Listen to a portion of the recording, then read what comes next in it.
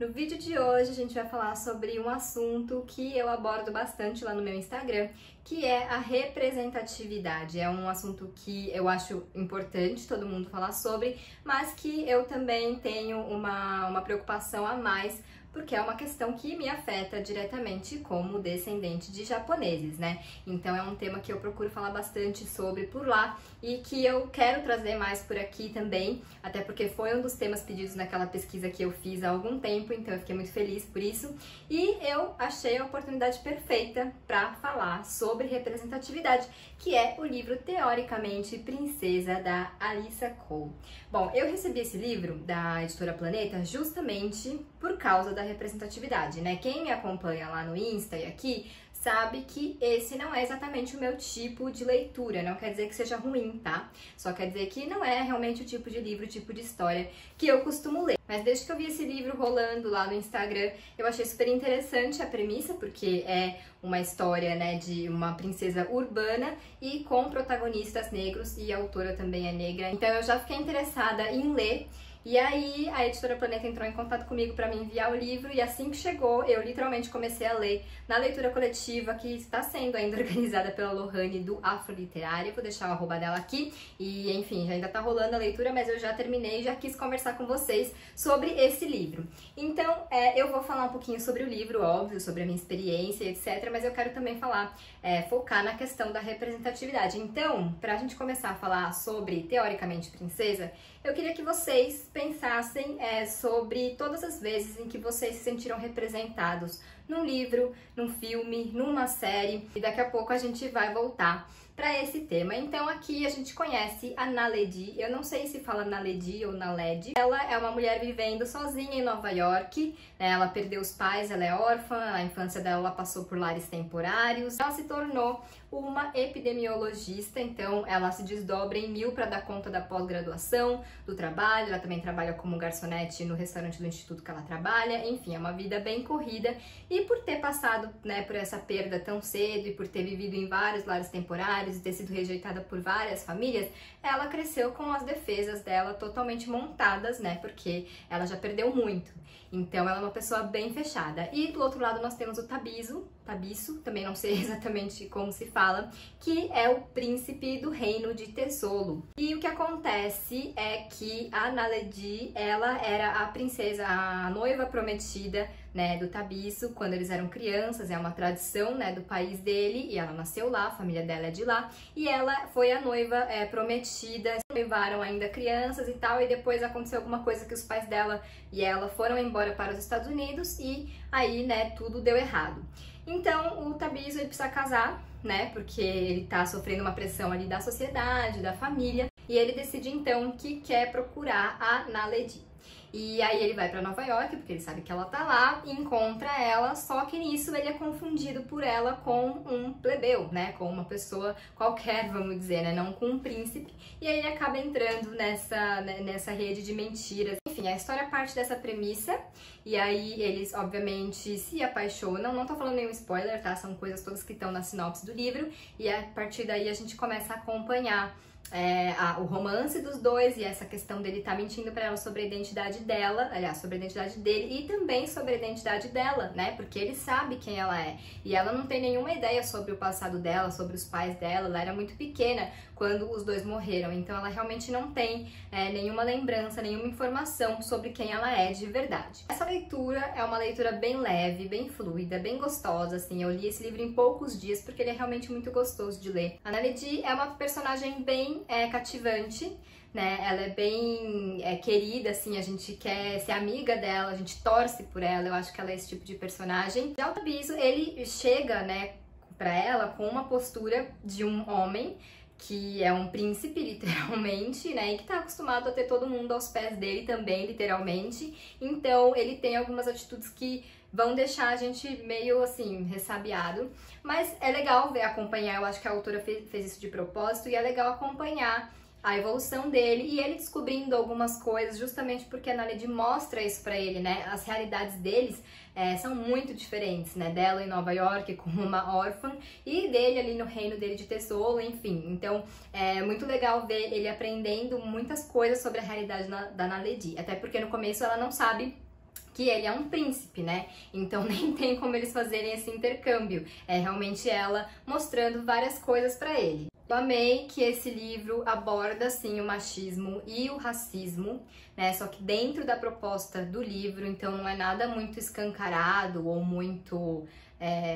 com muita profundidade. Quando eu falo isso, não é no sentido ruim, tá? Ela coloca ali a situação, a gente, né, que tá acostumado já a ver as coisas nessa ótica, né, do racismo e do machismo, a gente enxerga essas questões, mas não é uma coisa que ela fica batendo na tecla, então ela conseguiu inserir esses assuntos, que obviamente são muito importantes, e que fazem muito parte do dia a dia da Ana Ledy, porque ela trabalha como epidemiologista num ambiente, né, dominado por homens, e os homens estão sempre querendo explicar as coisas para ela.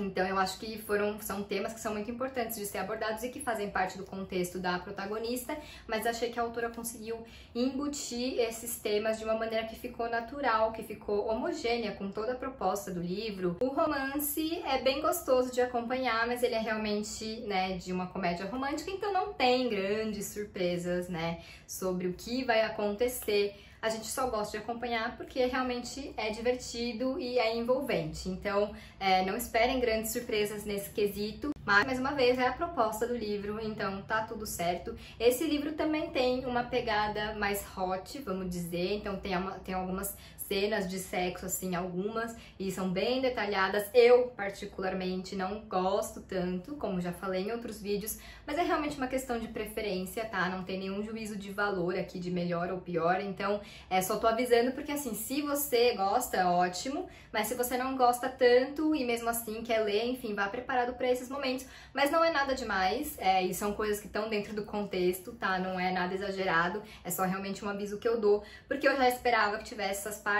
Apesar do romance não ser muito surpreendente, né, no desenrolar das coisas, eu achei que a trama trouxe algumas coisas, alguns pontos que surpreenderam, que eu não esperava, né? Ela foca, obviamente, no romance dos dois e nessa questão dessa identidade falsa, né, que o Tabiso acabou desenvolvendo aí, mas eu acho que tem alguns outros elementos também, algumas questões do Tabiso como príncipe, como uma pessoa que quer ser vista além de um príncipe, né? Ele quer ser visto como o homem que ele é e não só como uma realeza, sobre as cobranças que ele sofre, sobre a vida política, né, na terra natal dele. Então são coisas que também são abordadas no livro que eu acho que enriqueceram a trama e são elas que permitem que a gente também seja surpreendido por essa história. Agora vamos para a questão da representatividade.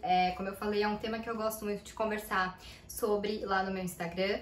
Eu sempre achei, óbvio, importante essa questão, mas eu realmente entendi a importância dela quando eu me senti representada, né, que foi com Para Todos os Garotos que eu já amei, com a Lara Jean, embora a gente tenha algumas diferenças, ela é descendente de sul-coreanos e eu de japonês, mas enfim, o contexto é muito parecido e algumas vivências dela também são muito parecidas com as minhas, então eu realmente me identifiquei, eu me vi representada, né, porque a autora Jenny Han, ela é descendente de sul-coreanos, então eu acho que ela colocou, ela colocou muito dela ali naquela personagem, no contexto dela, então foi aí que eu entendi a importância da representatividade e desde então eu tenho, né, defendido essa causa e tenho apontado coisas que eu acho importantes para as pessoas se sentirem mais representadas e etc.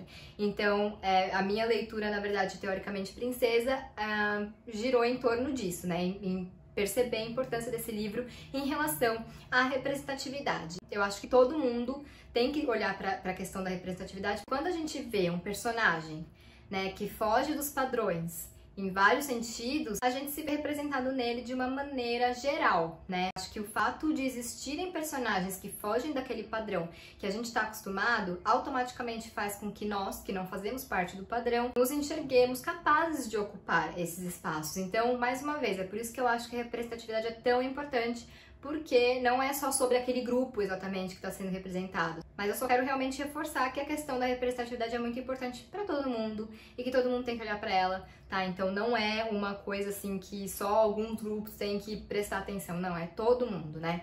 E em Teoricamente Princesa, a gente vê uma quebra de vários padrões e vários estereótipos. A Ana Ledy ainda é uma princesa, né? Então, literalmente. Mas ela é uma princesa urbana, uma princesa independente, né? Uma mulher que tem uma carreira, ela não é simplesmente a princesa prometida do príncipe, ela tem uma carreira, ela é muito apaixonada pelo que ela faz, Então é realmente uma personagem com quem a gente pode se identificar. Eu lembro quando eu li o Diário da Princesa, que foi o primeiro livro que eu realmente li porque eu queria e que me transformou em leitora, embora não tenha nada a ver com a Mia, né, Termópolis, que é a princesa de Genóvia, eu sempre gostei muito desse lado de ver que ela era uma garota como qualquer outra e que continuou levando uma vida normal, vamos dizer, mas que era princesa, né, e que tinha esse glamour de ser da realeza e etc. E eu sempre achei isso muito legal, sempre gostei muito desse aspecto no livro da Maggie Cabot, na série da Maggie Cabot, e eu acho que teoricamente Princesa faz isso. Entra aquela parte, né, sobre ser um romance clichê, que eu não acho que seja ruim. Eu já falei em algum vídeo aqui sobre isso, que eu acho que antes, quando a gente vai pensar se um livro é bom ou não, a gente tem que pensar na proposta dele. Não adianta a gente querer que um Diário da Princesa seja um livro tão complexo quanto, sei lá, Precisamos Falar sobre o Kevin. Tipo, não tem como comparar essas duas obras. Então, eu acho que a gente tem que pensar muito sobre essa questão da proposta do livro para pensar, decidir se ele é bom ou não. E aí a gente volta à questão do romance clichê, e uma coisa que é muito falada hoje em dia é da importância da gente ter esse clichê de representatividade, né? Então, todas as histórias, ou quase todas as histórias clichê que a gente acompanha ao longo dos anos, nas comédias românticas, nos livros, etc., são protagonizados sempre por pessoas brancas, nananana. E é muito legal a gente ver outras pessoas protagonizando essas mesmas histórias, a gente poder se conectar dessa forma um pouco mais pessoal com esses personagens, né? Então a premissa da história pode sim ser clichê, mas tudo que ela envolve com certeza foge muito, né, dos clichês e dos padrões, e novamente é por isso que vale a pena ler Teoricamente Princesa. Eu espero que essa questão da representatividade cada vez mais seja vista em todos os gêneros, e eu acho que justamente pra gente incentivar que mais autores façam isso, né, criem esses personagens e que as editoras publiquem essas histórias, tragam elas pra gente, que nós temos que falar sobre representatividade, que nós temos que ler